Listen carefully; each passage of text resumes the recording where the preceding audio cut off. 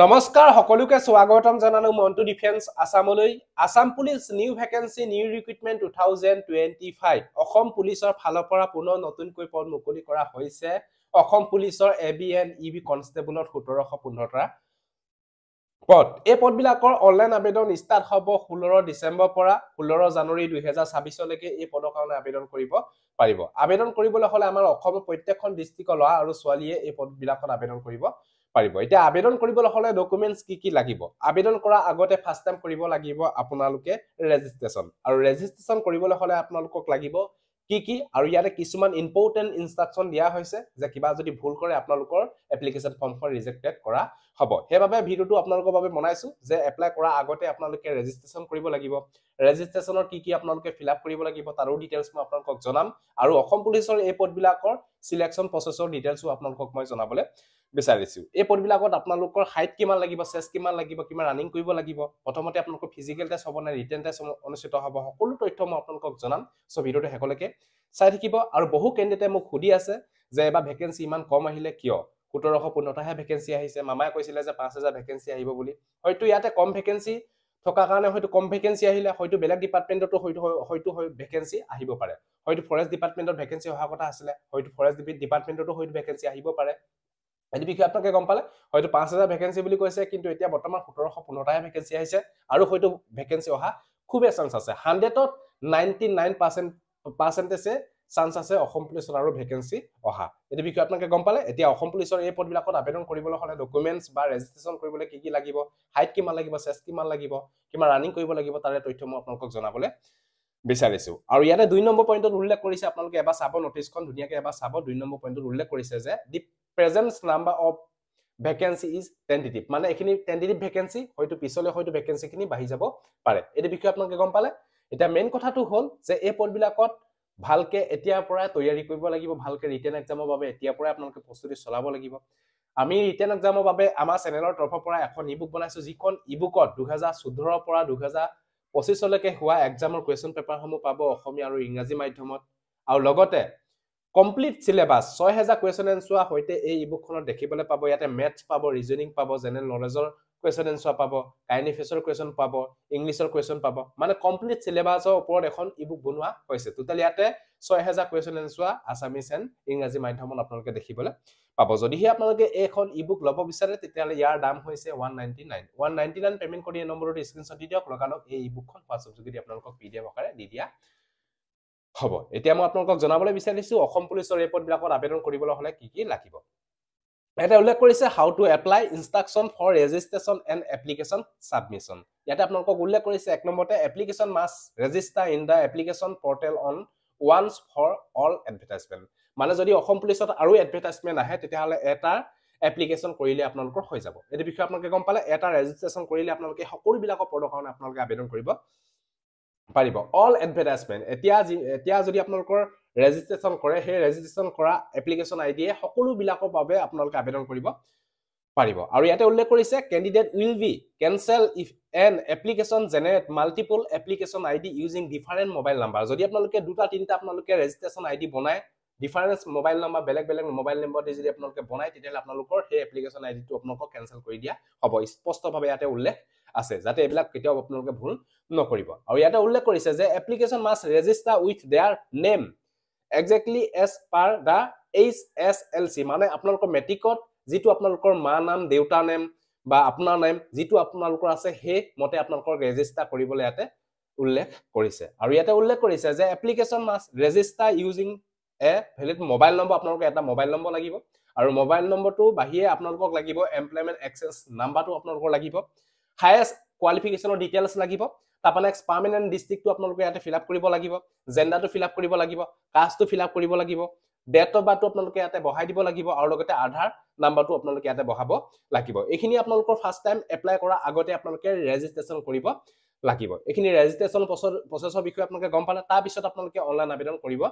লাগিব অনলাইন আবেদন কৰিবলৈ হলে আপোনালোকে ফাৰ্স্ট টাইম কৰিব লাগিব লগইন কৰাৰ লগে লগে আপোনালোকৰ আপলোড ডকুমেন্টস বিলাক আপোনালোকে আপলোড কৰিব লাগিব এই বিষয়ে আপোনালোকে গম পালে সিলেক্ট পোষ্ট প্ৰিফাৰেন্স আপোনালোকে ফাৰ্স্ট ABDN UBD আপোনালোকে সিলেক্ট পোষ্ট প্ৰিফাৰেন্স দিব লাগিব তাবা fill in the personal details আপোনালোকে পাৰ্সোনাল ডিটেইলছ বিলাক আপোনালোকে ফিল কৰিব লাগিব আপলোড ফটো সিগনেচাৰ এইখিনি আপোনালোকে আপলোড কৰিব লাগিব তাৰ পিছত আপোনালোকৰ এন্টাৰ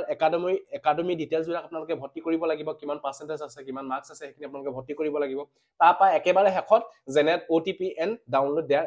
একনলেজমেন্ট স্লিপ OTP দি আপোনালোকে লাষ্টত এপ্লাই কৰা শেষত আপোনালোকে একনলেজমেন্ট খন স্লিপখন আপোনালোকে ডাউনলোড কৰিব পাৰিব এই বিষয়ে আপোনালোকে গম পালে এতিয়া আপোনালোকে আপলোড কৰিবলৈ হলে ডকুমেন্টছ কি ইয়াতে বিচৰা হৈছে ইয়াতে ডকুমেন্টছ লেটেষ্ট পাসপোৰ্ট সাইজৰ ফটো এখন লাগিব আপোনালোকৰ 400 KB JPEG বা JPG বা PNG হলো আপোনালোকে হৈ যাব তাৰপা নেক্সট আপোনালোকৰ ডিজিটেল ফটো এণ্ড সিগনেচাৰ আপোনালোকৰ লাগিব ডিজিটেল ফটো এণ্ড সিগনেচাৰ আপোনালোকৰ লাগিব তাৰপা নেক্সট আপোনালোকৰ ইয়াতে উল্লেখ কৰিছে the signature must be done using black and dark blue হলে আপোনালোকৰ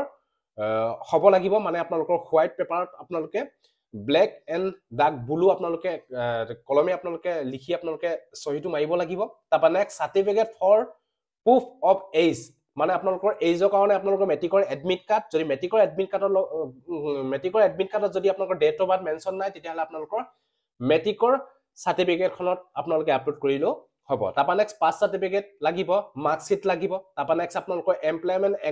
এক্সচেঞ্জ ৰেজিষ্ট্ৰেচন কাৰ্ডখন লাগিব আৰু যি সকল কেণ্ডিডেট OBC MOBC বা SC ST হয় তেওঁলোকৰ কাষ্ট সাৰ্টিফিকেটখন লাগিব এইখিনি আপোনালোকৰ মেইন ইম্পৰ্টেন্ট ডকুমেন্টছ আৰু যদি আপোনালোকৰ বেলেগ এক্সট্ৰা কোৱালিফিকেশন আছে যদি হোমগাৰ্ডৰ কোৱালিফিকেশন আছে বেনিফিট পাব কাৰণ ইয়াতে আপোনালোকৰ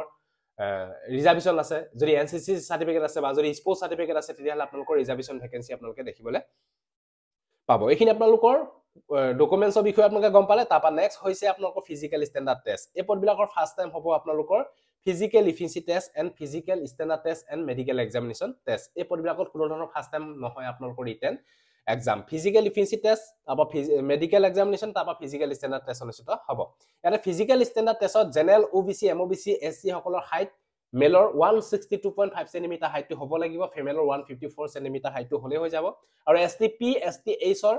মেলৰ 160 সেন্টিমিটাৰ হাইটটো হ'ব লাগিব ফিমেলৰ 152 সেন্টিমিটাৰ হাইটটো হ'লে হৈ যাব বাকি চেষ্টটো অনলি লোৱা সকলৰ জোখা হ'ব জেনেৰেল OBC MOBC SC আৰু STP নৰ্মেল 80 হ'ব লাগিব লগতে ফুলাই মেলি 85 হ'ব লাগিব STH ৰ ৰিলেক্সেশন দিয়া হৈছে 78 নৰ্মেল হ'ব লাগিব লগতে ফুলাই মেলি 83 হ'ব লাগিব এইখিনি আপোনালোকৰ ফিজিক্যাল ষ্টেণ্ডাৰ্ড টেষ্টৰ বিষয়ে আপোনালোকে গম পালে তাৰপা নেক্সট আপোনালোকৰ হৈছে ফিজিক্যাল ইফিচিয়েন্সি টেষ্ট ইয়াতে ফিজিক্যাল ইফিচিয়েন্সি টেষ্টৰ ইয়াতে উল্লেখ কৰিছে যে press of recruitment test physical efficiency test অনুষ্ঠিত হ'ব তাৰপা ৰিটেন টেষ্ট তাৰপা আপোনালোকৰ অইল ভাইভা অনুষ্ঠিত হ'ব ইয়াতে আপোনালোকৰ ফিজিক্যাল ইফিচিয়েন্সি টেষ্ট যেতিয়া আপোনালোকে দিবলৈ যাব হেদিনা আপোনালোকৰ যেতিয়া অসম পুলিচৰ ফালৰ পৰা এডমিট কাৰ্ড দিব সেই এডমিট কাৰ্ডৰ লগত আপোনালোকৰ আইডেন্টি প্ৰুফ যেনে Aadhaar card voter card driving licence আপোনালোকে লৈ যাব লাগিব মানে তাতে বায়োমেট্ৰিক টেষ্ট অনুষ্ঠিত হ'ব তাৰ পিছত আপোনালোকৰ ফিজিক্যাল ইফিচিয়েন্সি টেষ্টলৈ আপোনালোকক লৈ যাব যত থাকিব আপোনালোকৰ মাৰ্কস ইয়াতে আপোনালোকৰ UB কনষ্টেবল আৰু AV ফিমেল কনষ্টেবল মানে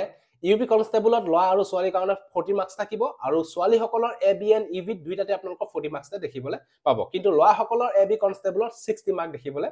পাব ইয়াতে আপোনালোকৰ ৰানিং হ'ব ৰানিংত 20 মাৰ্ক থাকিব 3200 মিটাৰ ৰানিং হয় এই বিষয়ে আপোনালোকে গম পালে লং জাম্প হ'ব তাৰপা নেক্সট আৰু আপোনালোকৰ অনুষ্ঠিত হ'ব সিন আপ আপোনালোকৰ অনলি AB কনষ্টেবল লৰা সকলৰহে সিন আপ অনুষ্ঠিত হ'ব ইয়াতে আপোনালোকৰ সিন আপটো মাৰ্ক দিয়া হৈছে যদি আপোনালোকে 4 বাৰ তলত মাৰে তেতিয়ালে ডিসকোৱালিফাই যদি 4 বাৰ মাৰে 10 মাৰ্ক পাব যদি 5 বাৰ মাৰে 11 মাৰ্কস পাব আৰু 6 বাৰ মাৰিলে 12 মাৰ্কস পাব 7 বাৰ মাৰিলে 13 মাৰ্কস পাব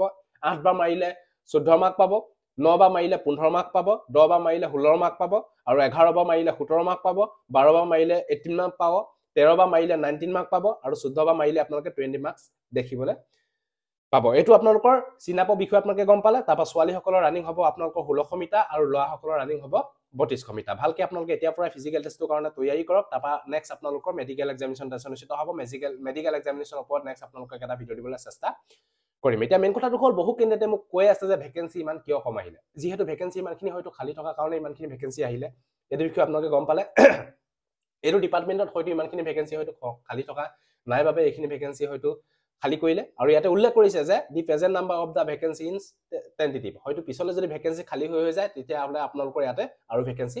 বাঢ়ি যাব চিন্তা কৰিব কোনো কাৰণে আৰু হয়তো ভ্যাকেন্সি অহা খুবেই চান্স আছে কাৰণ আমাৰ মামায়ে কৈছিল 5000 ভ্যাকেন্সি অহা কথা কিন্তু বৰ্তমান এতিয়া পাই 1715 টাহে ভ্যাকেন্সি আছে আৰু বাকি আপোনালোকৰ পাই 3000 প্লাস ভ্যাকেন্সি আহিবলৈ আছে হয়তো তাতে আপোনালোকৰ কমান্ডো হয়তো অহা চান্সেস থাকিব পাৰে হয়তো ফৰেষ্ট ডিপাৰ্টমেন্টৰ ভ্যাকেন্সি হয়তো অহা চান্স আছে এসআই ভ্যাকেন্সি হয়তো চান্স অহা আছে কাৰণ 100ত 99%